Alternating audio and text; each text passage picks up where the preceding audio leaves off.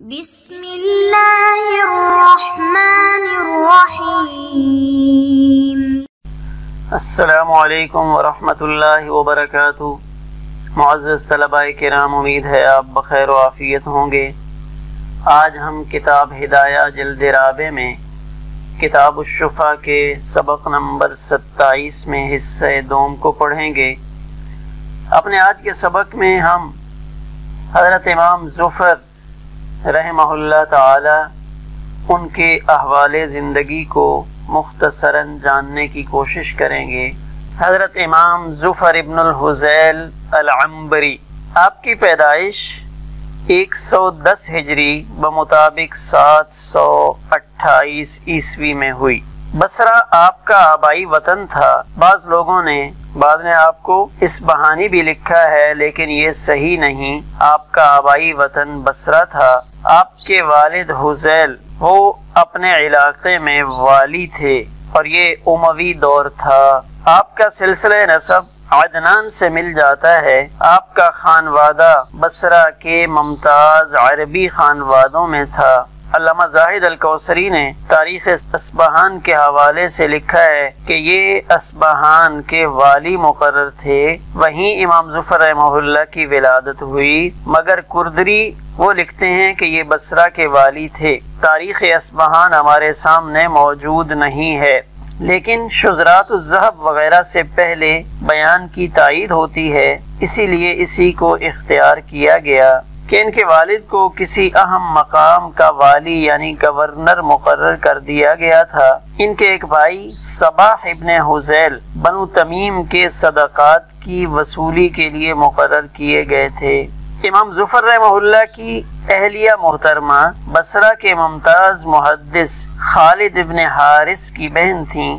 ان کی والدہ البتہ عجمی النسل تھیں، چنانچہ انہوں نے صورت ان کی اور سیرت اپنے والد کی پائی تھی۔ حجاج ابن ارطاط نے کہا اللسان عربی للوجہ، کہ ان کا چہرہ تو عربوں جیسا نہیں ہے مگر زبان عربوں جیسی ہے۔ اساتذہ کرام، امام زفر رحمہ اللہ ابتداءً کوفہ کے بہت سارے شیوخ احادیث سے استفادہ کرتے تھے۔ اس کے بعد ان کو امام ابو حنیفہ رحمہ اللہ سے شرف تلمذ حاصل ہوا۔ امام صاحب کے علاوہ جن شیوخ سے انہوں نے استفادہ کیا ان کی تعداد کافی ہے۔ چند مشاہیر کے نام پیش کیے جاتے ہیں۔ حضرت سلیمان ابن مہران جو اعمش کے نام سے معروف ہیں، یحییٰ ابن سعید، محمد ابن اسحاق صاحب المغازی، یحییٰ ابن ایوب التیمی، اسماعیل ابن ابی خالد، زکریا ابن ابی زائدہ، سعید ابن ابی عروبہ نہایت ذہین اور ذکی تھے، اس لیے اپنے تمام اساتذہ کی نظروں میں بہت محبوب رہے۔ امام ابو حنیفہ رحمہ اللہ بھی انہیں بہت عزیز رکھتے تھے۔ امام طحاوی رحمہ اللہ کے واسطے سے ایک روایت تذکروں میں درج ہے کہ امام زفر رحمہ اللہ ابتداءً محدثین کی خدمت میں تحصیل علم کے لیے جایا کرتے تھے۔ ایک دن ایک مسئلہ ایسا پیش آیا کہ جس سے ان کے شیوخ حل نہ کر سکے۔ وہ امام ابو حنیفہ رحمہ اللہ کی خدمت اقدس میں آئے اور مسئلہ دریافت کیا۔ امام صاحب نے اس کا جواب دیا، مگر امام زفر رحمہ اللہ اس سے مطمئن نہیں ہو سکے اور کتاب و سنت سے اس کی دلیل پوچھی۔ امام صاحب نے اپنے دستور کے مطابق فرمایا کہ یہ مسئلہ فلاں حدیث سے ماخوذ ہے اور اس کے عقلی دلائل یہ ہیں۔ پھر امام صاحب نے فرمایا کہ اگر مسئلہ کی صورت یہ ہو تو پھر جواب کیا ہوگا؟ امام زفر رحمہ اللہ نے عرض کیا کہ اس صورت کا سمجھنا تو میرے لیے پہلی صورت سے بھی زیادہ دشوار ہے۔ امام صاحب نے اس کا بھی جواب عنایت فرمایا۔ اس کے بعد امام صاحب نے کچھ اور مسائل پر روشنی ڈالی۔ امام زفر رحمہ اللہ کا بیان ہے کہ میں امام صاحب کی مجلس سے بہت خوش واپس ہوا اور اپنے اصحاب حدیث کے سامنے ان مسائل کو رکھا کہ وہ ان کا جواب دیں، مگر وہ کسی مسئلہ کا کوئی جواب نہیں دے سکے۔ میں نے پھر تمام مسائل کے جوابات اور ان کے دلائل ان کے سامنے بیان کیے تو وہ حیرت زدہ ہو گئے اور پوچھا کہ یہ باتیں تمہیں کہاں سے معلوم ہوئیں؟ میں نے بتایا کہ امام ابو حنیفہ رحمہ اللہ کی مجلس درس میں اس کے بعد میں اپنے ساتھیوں میں رأس الحلقہ سمجھا جانے لگا، یعنی کلاس میں انتہائی سمجھدار اور ذکی سمجھا جانے لگا۔ اس واقعہ کے بعد وہ بالالتزام امام ابو حنیفہ رحمہ اللہ کی مجلس درس میں شامل ہونے لگے اور تقریباً 20 سال تک ان کی خدمت اور رفاقت میں رہے۔ امام ابو حنیفہ رحمہ اللہ کی مجلس میں عجیب کشش اور اس کی یہ عجیب خصوصیت تھی کہ جو ایک بار اس میں شریک ہو گیا پھر کیا مجال کہ وہ اس کو چھوڑ کر کسی دوسری جگہ جائے۔ آپ کے شاگردوں میں چند تلامذہ زیادہ مشہور ہیں: عبداللہ ابن مبارک، محمد ابن حسن، وکیع ابن الجراح، سفیان ابن عیینہ، بلال ابن یحییٰ، حسن ابن زیاد، محمد ابن عبداللہ انصاری، ابراہیم ابن سلیمان، بشر ابن قاسم، محمد ابن وہب، خالد ابن حارث وغیرہ یہ آپ کے شاگردوں میں شمار کیے جاتے ہیں۔ عہدہ قضاء کی پیشکش حافظ ابن عبد البر اور عبد القادر قرشی نے لکھا ہے کہ امام ظفر رحمہ اللہ بصرہ کے قاضی بھی بنائے گئے تھے اور اہل بصرہ کو امام ابو حنیفہ اور ان کے اصحاب کے مسلک سے جو کچھ اختلاف تھا اور جو غلط فہمی تھی وہ ان کے قاضی ہونے کے بعد ختم ہوئی، مگر یہ خیال صحیح نہیں کہ وہ بصرہ یا کسی اور جگہ کے قاضی مقرر کیے گئے۔ اس کی عدم صحت کی چند وجوہ ہیں، یعنی یہ روایت جو نقل کی گئی ہے یا یہ خبر جو نقل کی گئی ہے کہ وہ قاضی رہے ہیں، یہ بات درست نہیں۔ پہلی بات تو یہ ہے کہ سوار ابن عبداللہ جس زمانہ میں ان کے قاضی ہونے کی خبر دی جا رہی ہے اس وقت میں سوار ابن عبداللہ 138 ہجری سے لے کر 156 ہجری تک بصرہ کے قاضی رہے۔ امام ظفر رحمہ اللہ کی وفات کا سن 158 ہجری ہے، درمیان میں 2 سال بچتے ہیں، تو ان کے عہدہ قضاء کے تقرر کا زمانہ زیادہ سے زیادہ 2 برس ہو سکتا ہے، مگر اس مدت میں وہ منصب درس پر متمکن نظر آتے ہیں۔ ظاہر ہے ان کی عمر کا اور کوئی حصہ نہیں بچتا جس میں یہ عہدہ ان کی طرف منسوب کیا جائے۔ بعض روایات میں یہ ملتا ہے کہ قاضی سوار کے بعد ان کے لڑکے عبداللہ اس عہدہ پر مامور ہوئے۔ اگر یہ روایت صحیح ہے تو پھر امام ظفر رحمہ اللہ کے بارے میں عہدہ قضاء قبول کرنے کی روایت بالکل بے بنیاد ہے۔ بصرہ میں قیام کے زمانہ میں ان سے وہاں کے اہل علم سے جو علمی مباحثے اور مناظرے ہوئے اور ان کے لیے بصرہ کی فضا ہموار ہوئی، اس کی وجہ سے حافظ ابن عبد البر کو یہ غلط فہمی ہوئی کہ یہ عہدہ قضاء ہی کا نتیجہ ہو سکتا ہے۔ تیسری بات یہ ہے کہ عہدہ قضاء قبول نہ کرنے کے سلسلہ میں جو صریح روایات موجود ہیں ان کی موجودگی میں مذکورہ روایت موضوع معلوم ہوتی ہے۔ قردری یہ لکھتے ہیں کہ امام ظفر رحمہ اللہ کو مجبور کیا گیا کہ وہ عہدہ قضاء قبول کریں، لیکن انہوں نے انکار کیا۔ ظاہر ہے کہ حکومت کی کسی پیشکش کو ٹھکرا دینا کوئی آسان کام نہیں تھا، چنانچہ اس کا نتیجہ یہ ہوا کہ ان کا گھر گرا دیا گیا اور وہ مدتوں روپوش رہے۔ پھر آ کر انہوں نے اپنا مکان درست کرایا، پھر دوبارہ گرا دیا گیا، پھر وہ روپوش رہے، پھر جا کے ان کو معاف کیا گیا۔ ظاہر ہے کہ اس واضح بیان کے بعد ان کے عہدہ قضاء قبول کر لینے کی روایت کے صحیح نہ ہونے میں کیا شبہ رہ جاتا ہے۔ پھر امام صاحب اور ان کے تلامذہ کے عہدہ قضاء نہ قبول کرنے کا واقعہ کوئی معمولی واقعہ نہیں، بلکہ ایک غیر معمولی عزم و ارادہ، ہمت و جرت اور عدیم المثال کردار کا ثبوت ہے۔ حکومت کے غلط رخ کو بڑی حد تک ان حضرات کے ایثار نفس اور قربانی نے موڑ دیا، اور یہ کہنا مبالغہ نہیں ہوگا کہ امام صاحب اور امام ظفر رحمہ اللہ جیسے اولو العزم بزرگوں ہی کی قربانی نے امام یوسف رحمہ اللہ اور دوسرے بزرگوں کے لیے حکومت کی فضا سازگار بنائی کہ وہ حکومت میں رہ کر دینی مقاصد بروئے کار لا سکیں۔ پھر یہ بات بھی قابل قدر ہے کہ کوئی معمولی صلاحیتوں کا آدمی اس عہدہ سے انکار کرتا تو زیادہ تعجب انگیز نہیں تھا، اس لیے کہ اس وقت کے سلاطین و وزراء تک بھی اچھے خاصے دین کے عالم ہوتے تھے، ان کے سامنے ان کی لیاقت اور علمی صلاحیت کا ہر وقت امتحان ہوا کرتا تھا، اور پھر وہ ایک شخصی حکومت تھی جس کے لیے گرفتاری اور قتل ایک معمولی بات تھی، اس لیے ہر شخص اس سے انکار کرنے کی جرات نہیں کر سکتا تھا۔ ایک چھوٹا سا واقعہ آپ سے متعلق نقل کیا جاتا ہے جس میں استاد کے احترام کا تذکرہ ملتا ہے۔ امام ظفر رحمہ اللہ امام ابو حنیفہ رحمہ اللہ کا غایت درجہ احترام کرتے تھے۔ فرماتے تھے کہ امام صاحب کی زندگی میں ان سے اختلاف کرتا تھا، مگر اب ہمت نہیں پڑتی۔ جب ان کی شادی ہوئی تو امام صاحب رحمہ اللہ کو انہوں نے مدعوف کیا اور خطبہ کی خواہش ظاہر کی اور لوگوں سے مخاطب ہو کر کہا کہ یہ اپنے علم و فضل اور شرف کے لحاظ سے امام المسلمین ہیں۔ بعض لوگوں کو یہ اعزاز برا معلوم ہوا اور ان سے کہا کہ تمہارے خاندان اور قوم کے ممتاز لوگ موجود ہیں، ان سے خطبہ کی خواہش نہیں کی۔ امام ظفر رحمہ اللہ نے فرمایا کہ اگر میرے والد بھی موجود ہوتے تو میں ان پر بھی امام ابو حنیفہ رحمہ اللہ کو ترجیح دیتا، جس سے استاد کے احترام اور قدر و منزلت کا اندازہ ہوتا ہے کہ اپنے نکاح کے موقع پر بھی اپنے استاد ان کو ترجیح دے رہے ہیں۔ درس و تدریس۔ بصرہ میں مجلس درس۔ بصرہ کی فضا اس وقت امام ابو حنیفہ رحمہ اللہ کے تلامذہ کے لیے نہایت غیر موزوں تھی۔ وہ وہاں امام صاحب کے متعدد ممتاز تلامذہ موجود تھے، مگر کسی میں ہمت نہیں تھی کہ یہ سلسلہ شروع کریں۔ یوسف ابن خالد بصری امام صاحب کے خاص شاگرد تھے۔ جب وہ امام صاحب کی خدمت سے وطن واپس ہونے لگے تو امام صاحب نے ان سے کہا تھا کہ بصرہ میں بہت سے صاحب علم و فضل لوگ موجود ہیں، وہاں جا کر کسی کھمبے سے نہ لگ بیٹھنا۔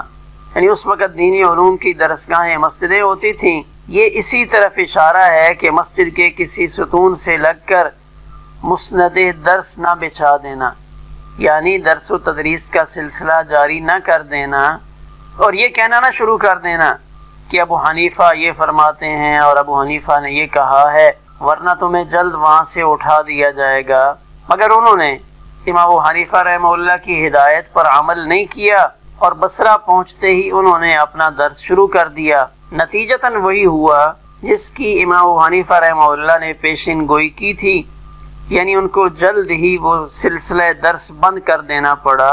اس وقت بصرہ میں عثمان ابن مسلم امام بصرہ تھے، یہ ان کی خدمت میں جانے لگے، مگر ان سے وہاں بھی خاموش نہیں رہا گیا اور انہوں نے امام صاحب کے اقوال ان بڑے شیخ کے سامنے پیش کرنا شروع کر دیے، جس کی وجہ سے ان کے شاگردوں نے ان کو زد و کوب تک کیا۔ اس سے اندازہ کیا جا سکتا ہے کہ بصرہ میں امام ابو حنیفہ رحمہ اللہ اور ان کے تلامذہ سے متعلق کتنی نفرت پھیلی ہوئی تھی۔ ان حالات میں امام ظفر رحمہ اللہ بصرہ جاتے ہیں۔ امام صاحب لوگوں کی نفسیات اور ان کی سیاست اور رجحان سے خوب واقف تھے، اس لیے انہوں نے یوسف ابن خالد کو اہل بصرہ کے بارے میں آگاہ کر دیا تھا، مگر وہ اس کو نہ سمجھ سکے، جس کے نتائج ان کے حق میں اچھے نہیں نکلے۔ جبکہ امام ظفر رحمہ اللہ خود بھی بہت ذہین اور موقع شناس تھے، پھر امام ابو حنیفہ رحمہ اللہ کی اس ہدایت سے بھی خوب واقف تھے، اس لیے جب وہ بصرہ گئے تو انہوں نے پہلے حلقہ درس نہیں قائم کیا، بلکہ شیخ عثمان ابن مسلم کی مجلس درس میں شرکت کرنے لگے۔ کچھ روز وہ چپ چاپ درس میں شریک ہو کر سنتے رہے۔ اس کے بعد انہوں نے اصول و فروع پر نظر ڈالی تو بہت سے مسائل کے سلسلہ میں اصل و فرع اور ماخوذ میں تضاد نظر آیا۔ امام ظفر رحمہ اللہ نے ان مسائل کا تذکرہ ان کے شاگردوں سے کیا، پھر دلائل کے ساتھ ان کی غلطی واضح کی۔ اب وہ تلامذہ ان دلائل کا ذکر اپنے شیخ سے کرتے اور ان سے اپنی رائے سے رجوع کرنے کا اصرار کرتے، یعنی شاگردوں کے ذریعے یہ سلسلہ چلایا۔ تو چند ہی دن گزرے کہ امام ظفر رحمہ اللہ سے استفادہ کرنے والوں کا ہجوم ہو گیا اور ان کو ایک الگ حلقہ درس قائم کرنا پڑا۔ ابو اسد کہتے ہیں کہ ان کے درس میں اتنا ہجوم ہوا کہ وہاں کے اکثر حلقہ درس ٹوٹ گئے، جتنے سلسلے پہلے چل رہے تھے وہ تقریباً ختم ہو گئے۔ تو صرف اتنا ہی نہیں بلکہ اسی اختلاف کی وجہ سے ان کو بے دین، مبتدع وغیرہ بھی ٹھہرایا گیا۔ امام ظفر رحمہ اللہ بہت دقیق النظر اور بہت باریک بین تھے، اس لیے بعض تلامذہ ان کا درس سمجھ نہیں پاتے تھے اور اس سے اکتا جاتے تھے۔ مشہور محدث وکیع ابن الجراح امام صاحب رحمہ اللہ کے پاس جاتے تھے تو بہت تیار ہو کر جاتے۔ مشہور محدث امام صاحب کے تربیت یافتہ ہیں۔ امام صاحب کی وفات کے بعد بغرض استفادہ صبح کو امام ظفر کے پاس اور شام کو امام ابو یوسف رحمہ اللہ کے پاس جایا کرتے تھے، لیکن امام ابو یوسف رحمہ اللہ چونکہ عہدہ قضاء اور دوسری ذمہ داریوں میں مشغول رہتے تھے، جس کی وجہ سے ان کو وہاں استفادہ کا موقع کم ملتا، اس لیے انہوں نے اب صرف امام ظفر رحمہ اللہ کے پاس اپنی آمد و رفت کو محدود کر لیا تھا۔ ان کے بارے میں فرماتے ہیں کہ اللہ کا شکر ہے کہ آپ کو اس نے امام ابو حنیفہ رحمہ اللہ کا جان نشین بنایا، اگرچہ امام صاحب کی غیر موجودگی کی حسرت کسی طرح دل سے نہیں جاتی تھی۔ اپنے زہد و اتقاء، اخلاق و کردار کے لحاظ سے اپنے معاصرین میں ممتاز تھے۔ ان کی وفات کے بعد لوگوں میں یہ عام چرچا تھا کہ محض آخرت کی باز پرس کے خوف سے ان کا انتقال ہوا ہے، یعنی آخرت کے ڈر سے فوت ہو گئے، حالانکہ ان کی زندگی بالکل بے داغ تھی۔ خود فرماتے تھے کہ میں نے اپنے بعد کوئی ایسی چیز نہیں چھوڑی جس کی باز پرس کا مجھے خوف ہو۔ ابراہیم ابن سلیمان کہتے ہیں کہ ہم لوگ امام ظفر رحمہ اللہ کی خدمت میں بیٹھتے تو کسی کی یہ مجال نہیں تھی کہ وہ دنیاوی باتوں کا تذکرہ کر سکتا، اور اگر کوئی شخص دنیا کا تذکرہ چھیڑ ہی دیتا تو وہ مجلس سے اٹھ جاتے تھے۔ امام صاحب کے شاگردوں میں داؤد طائی مشہور صاحب زہد و تقوی بزرگ گزرے ہیں، ان سے اور امام ظفر رحمہ اللہ سے بہت زیادہ بھائی چارہ تھا۔ حسن ابن زیاد کہتے ہیں کہ داؤد صرف عبادت میں مشغول ہو گئے، مگر امام ظفر علم و عبادت دونوں کے جامع تھے۔ اہل علم کے آپ سے متعلق اقوال، تو آپ کے علم و فضل کا تذکرہ تو ہو چکا۔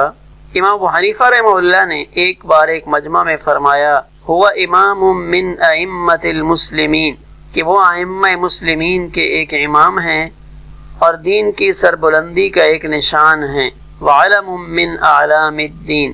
دوسرے ائمہ نے بھی ان کے علم و فضل کا اعتراف کیا۔ عثمان ابن ابی شیبہ کہتے تھے کہ میں نے اپنے والد سے ان کے علم و فضل کے بارے میں پوچھا تو فرمایا کہ اس زمانہ کے سب سے بڑے فقیہ ہیں، ان کے اندر فقہ و حدیث کا بڑا اچھا امتزاج تھا۔ لوگوں سے کہا کرتے تھے کہ تمہارے پاس جو احادیث ہوں وہ میرے سامنے پیش کرو، میں رطب و یابس کو الگ کر دوں گا۔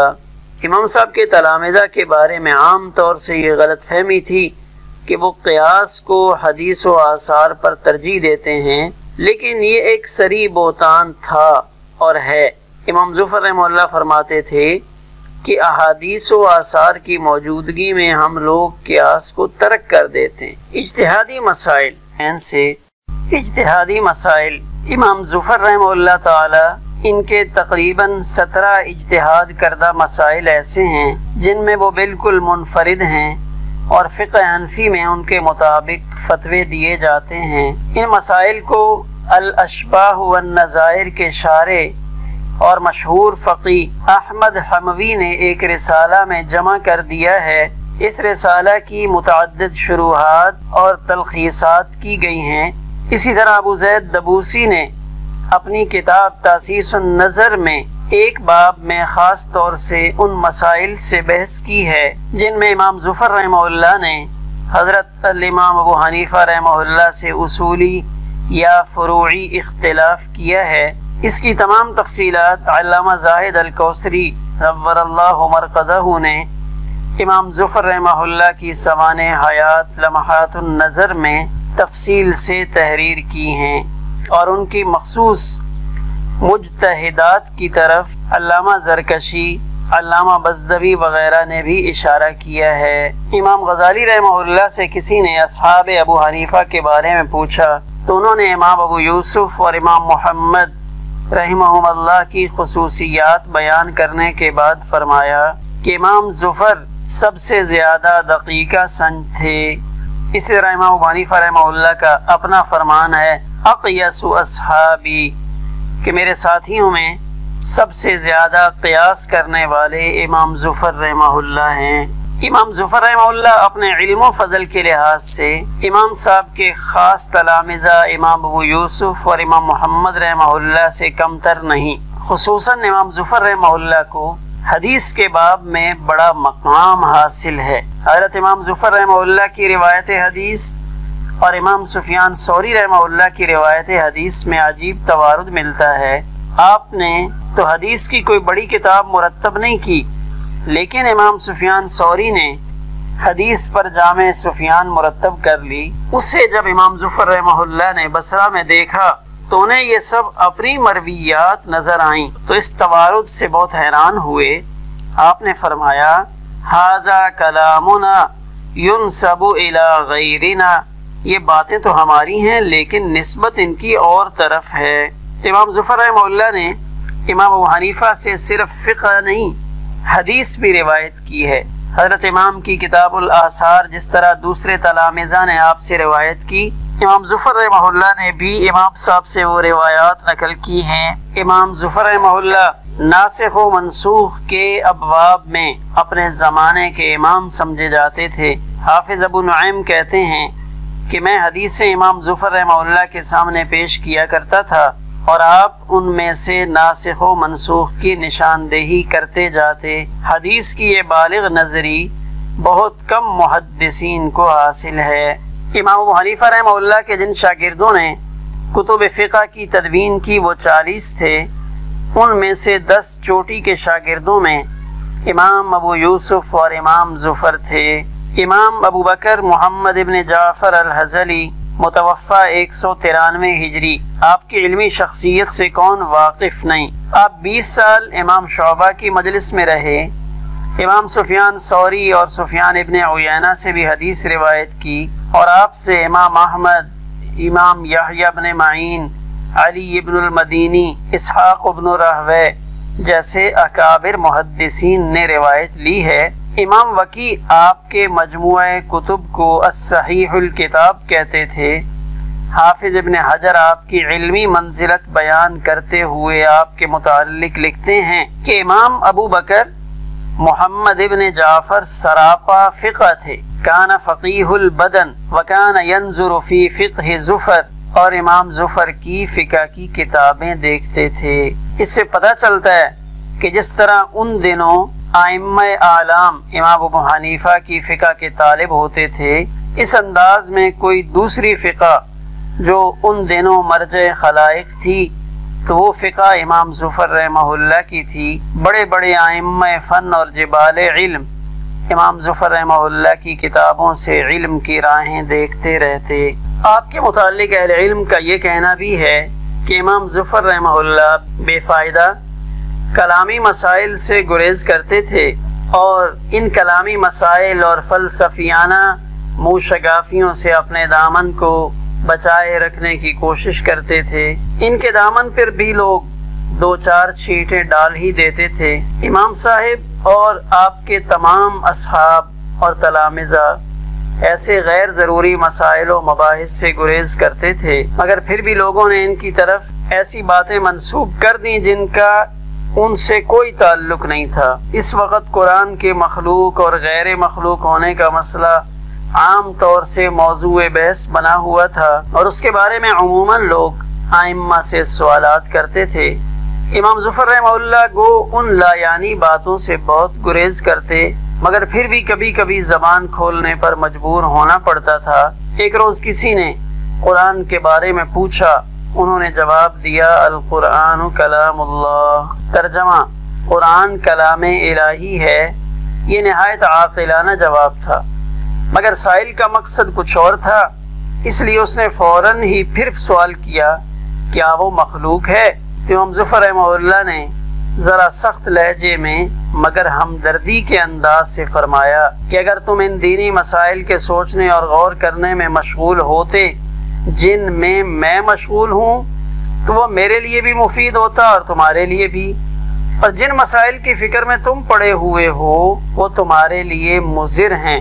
اللہ تعالیٰ کے لیے وہ چیزیں ثابت کرو جن سے وہ خوش ہو، اور جن چیزوں کا اللہ تعالیٰ نے تمہیں مکلف نہیں بنایا اس میں اپنی جان ناحق نہ کھپاؤ۔ ایک بار حضرت حسن ابن زیاد سے کسی نے کہا کہ امام ظفر بہت قیاس کرتے تھے۔ انہوں نے کہا کہ یہ جاہلوں کی بات ہے، وہ عالم تھے۔ پھر اس شخص نے کہا کہ امام ظفر نے علم کلام میں غور و خوض کیا تھا۔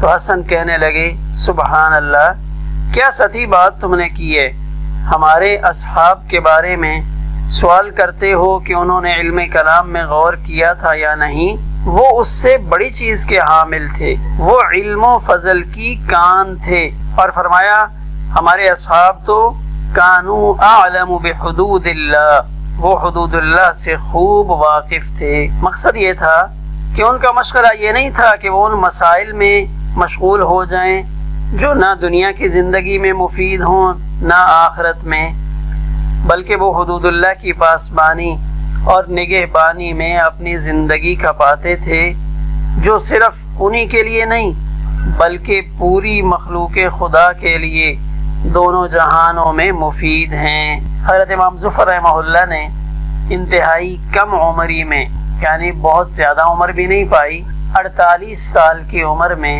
158 ہجری میں وفات پائی۔ 110 ہجری آپ کا سن پیدائش ہے۔ امام ابو حنیفہ رحمہ اللہ کی وفات 150 ہجری کے ہے، اور 8 سال کے بعد امام ظفر رحمہ اللہ بھی اس دار الفنا سے دار البقاء کی طرف کوچ کر گئے رحمہ اللہ رحمتاً واسعہ۔ ہمارا آج کا سبق اسی پر مکمل ہوا۔